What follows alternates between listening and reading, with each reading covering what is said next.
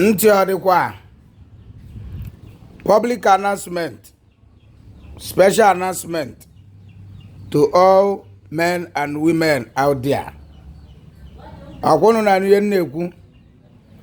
We, the African men, most especially we are tired of getting married to women that is older than us in Nigeria.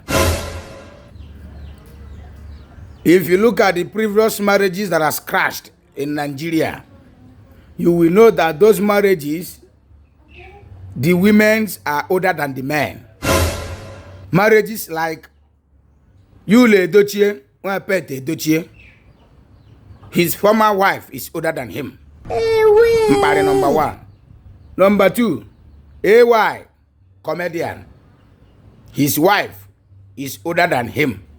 Error number two. Basket mouth, comedian. His wife is older than him. Error three. No respect. Three. Age is a number.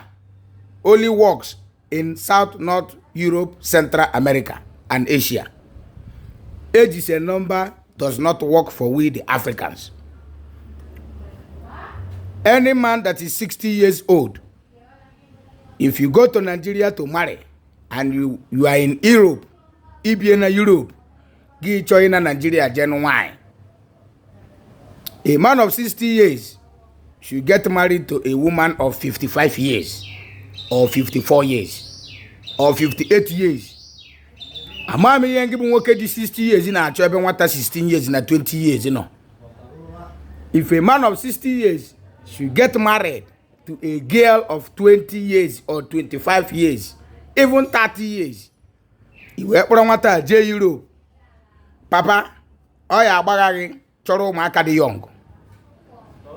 Women of 60 years, if you want to get married to a Nigerian man, give me a woman, that woman should go and look for a man of 55 years. Just all. If you woman go and marry a boy or a guy of 30 years, while you are 58 years, and you take that guy to Europe, that guy will abandon you. This is a special announcement.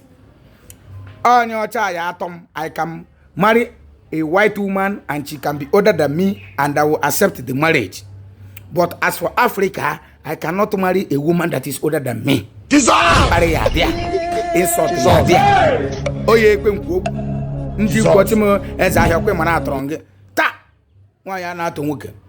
We can accept age is a number from the Asians and Europe as South North America, but when it comes to Africa, I cannot accept that.